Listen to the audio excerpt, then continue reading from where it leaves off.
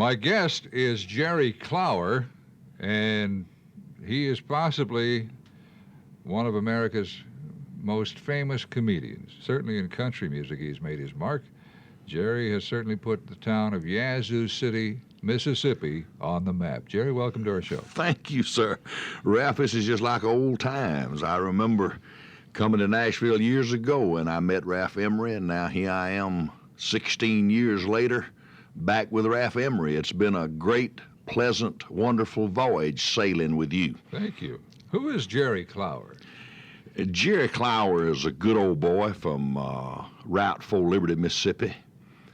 Grew up during the Depression without a daddy, and got to scuffling and scratching, and joined the Navy, and fought a few battles on the high seas, and then got out of the Navy and decided that he wanted to be a 4-H club agent, because the 4-H club agent, when Jerry Clower was a little boy without a daddy, befriended him and was nice to him. And he said, man, if I could just get me a degree in agriculture and be a 4-H club agent.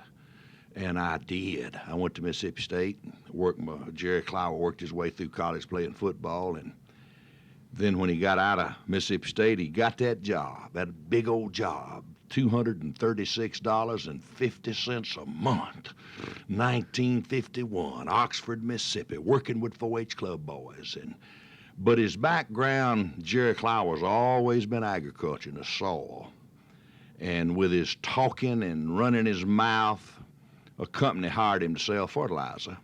And then Jerry Clower run his mouth so much at some of them sales meetings, fella said, why don't you make a record? And I laughed at him, run him off. But I made the record as a tongue-in-cheek venture just to get rid of this guy. And a month later, I had a gold album. I wasn't trying. Now, that was the album that featured the story of Marcel Ledbetter, right, and the coon hunt. Correct. And I wasn't trying to get into show business, but after I backed into it, if the Ralph Emerys of the world would let me get on some of their shows and promote it, I scratched and scuffled, and I said, hey, if I was the #1 fertilizer salesman in the world, I just believe I'll try to get me one of them country comedy awards. So you actually were an after-dinner speaker, weren't you? Yes. And they thought you were so funny you should make a record. Right. And so, wham, I made them, and about 18 albums later, MCA says we got 15. I say we got 18, but, we got a best of and greatest hits and then a TV album, which they don't count as a new release. But I say 18 because it rings the cash register. Talking with Jerry Clower, and I want to address the problem of your change, though, the change in your life when you came into country music. Well, I get back to the Capitol Park Inn after I met with Mr. Bradley, and he sent me back to the Capitol Park Inn, and somebody was going to pick me up later that evening. I sat down on the bed, and I said, hey, what in the world's happening to me? And I got plumb tingly. I said, good Lord, I just run into Conway Twitty down there at that blooming place. And I picked up the phone and I called my wife. And I said, honey, I don't know what's happening to me, but whatever's happening to me, you're #1 in my life. And I want you to know that. You've been knowing that for a long time, since August 15, 1947. I want to tell you now, and whatever's happening to me cannot come between the relationship me and you got. And I want you to know if it does, I'll lay it down. She said, don't worry about it. You go on and get into it and find out what's going on. Well, why did you feel compelled to tell her that? Because I saw that how excited I was getting. And that man done brought me $15,000, snatched open my briefcase. Said, we just want to give you this for signing your name. Whoo, said Mr. Clower, the coon hunt is so popular, we're not going to do no graphics. We're just going to put Decca down here on the corner of this album and start distributing it worldwide. And by the way, next week you're on the David Frost Show in New York City. Just like that? Yeah. I said, well, boy, I sure would love to do I told Ralph Emery on the Ralph Emery Show, I sure would love to be a guest appearance on the Grand Ole Opry. And Ralph Emery said, hey, tell Owen Bradley to pick up the phone and call a fellow named Bud Wendell. It's just that simple. And I tried that, and it was just that simple. So I said, hey, look at him. My life is changing. So I felt compelled to call her because she was the greatest thing in my life. My life evolves around her now. That's the truth. We've been married 38 years, and we had 3 children at that time. And I said, good gracious, I don't know what's happening to me, but oh, Lord, Homeline, darling, whatever it is, I got to handle it in such a manner that it won't. And I had read about the old boy struggling and playing this and picking. All of a sudden, he get him about 3 new records and 3 hits, and then he got him a new car, and then he got him a new house, and he get him a new wife. And I said, hey, I don't want. But me being the age I was, I think my feet were planted maybe a little firmer. But I think back, Ralph, the Lord might have known what he was doing. I was about 26 or 7 when this happened. Wham, a guy bring me all that money. So I felt compelled to call her, and it did work. We're talking about the move Jerry Clower made from businessman to entertainer.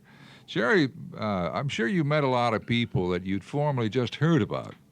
Yes. Did they surprise or disappoint you? Most of them, there was very little disappointment. Most of the people I met were human beings and interested in their families and would sit and talk and would be nice to me. The Mel Tillises of the world. I've never been around a nicer fella. Hey, and one day I want to just sit like we sit now, and me and Mel Tillis just talk for about an hour. We'd have a great album, talking about hunting and fishing and what he did when he was a boy and what I did when I was a boy. But people were real nice to me. I remember the first TV show I ever did. Okay. I hadn't left my job yet.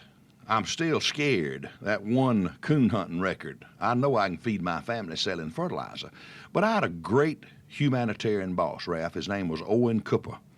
He's former president of Southern Baptist Convention and a big industrialist and a great human being. Now, he was president of Mississippi Chemical. Right. And he called me in his office one day, and he said, Jerry, what's happening to you could be tremendous, or it could blow over.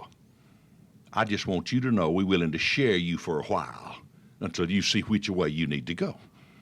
Well, wasn't that super? If he'd have said, make up your mind. You're either going to sell fertilizer or you're going to fool with that record.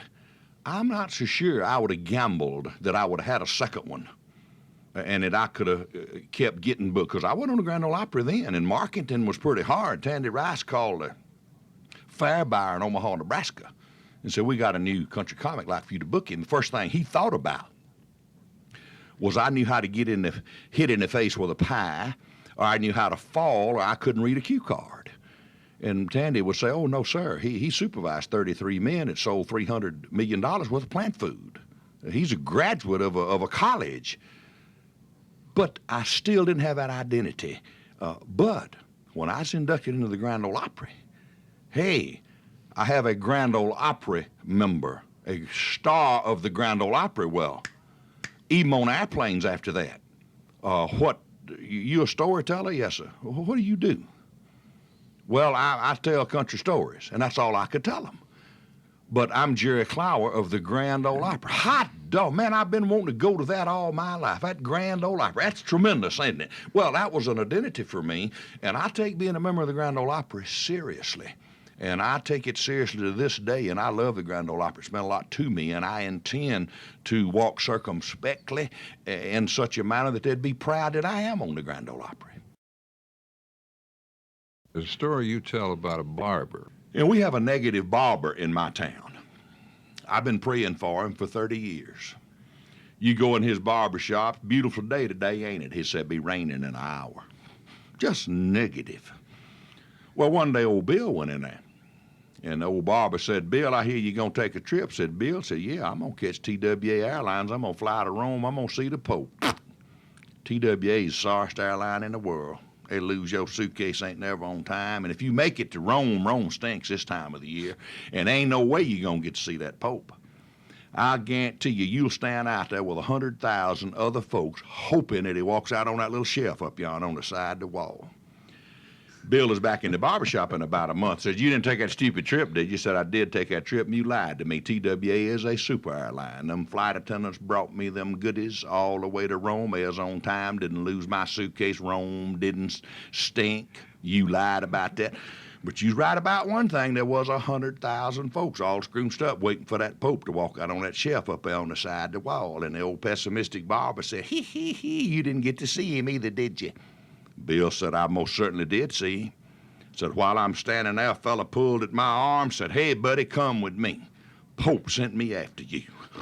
Oh, we walked around there and got on an elevator and went up 3 floors, and the elevator door opened, and that was the Pope, eyeball to eyeball. I said, Brother Pope, oh, it's good to see you. This is a highlight of my trip. That old pessimistic barber said, why in the dickens did that Pope pick you out, all them folks, and bring you up there individual? Bill said, I wondered the same thing. I asked him. I said, why'd you pick me out, all them folks? Let me visit with you. He said, young man, I wanted to pray with you and counsel with you, because out of 100,000 people, you undoubtedly got the sorriest haircut of anybody I ever saw.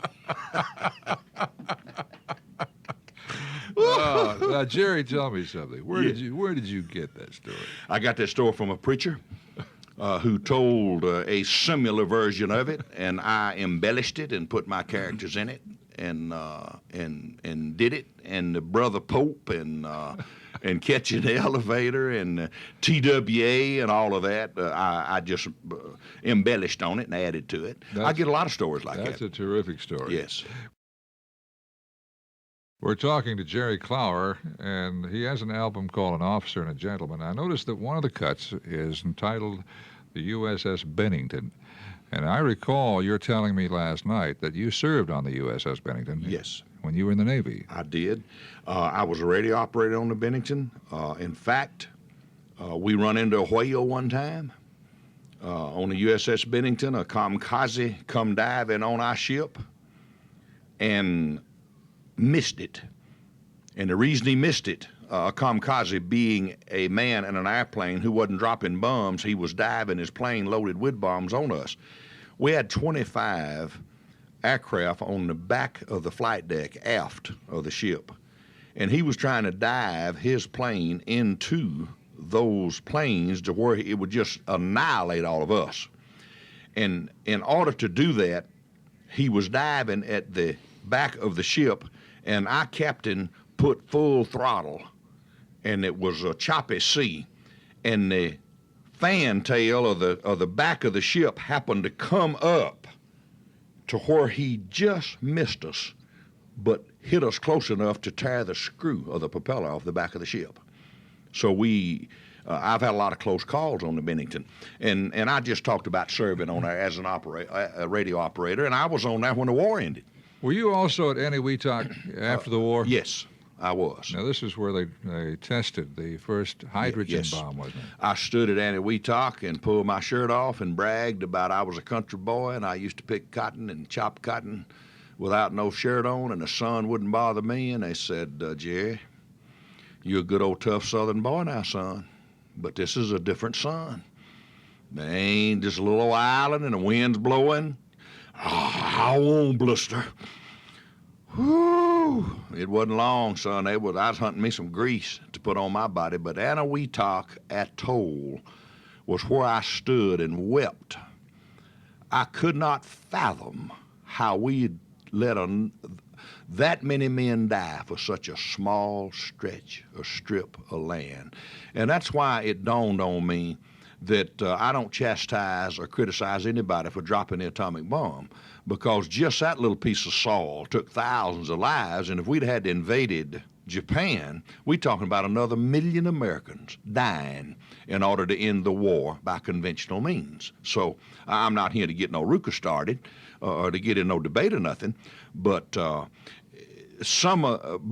the price of freedom costs dearly is what I'm trying to say. From Mississippi, from Yazoo City, Jerry Clower. Thank you, Jerry.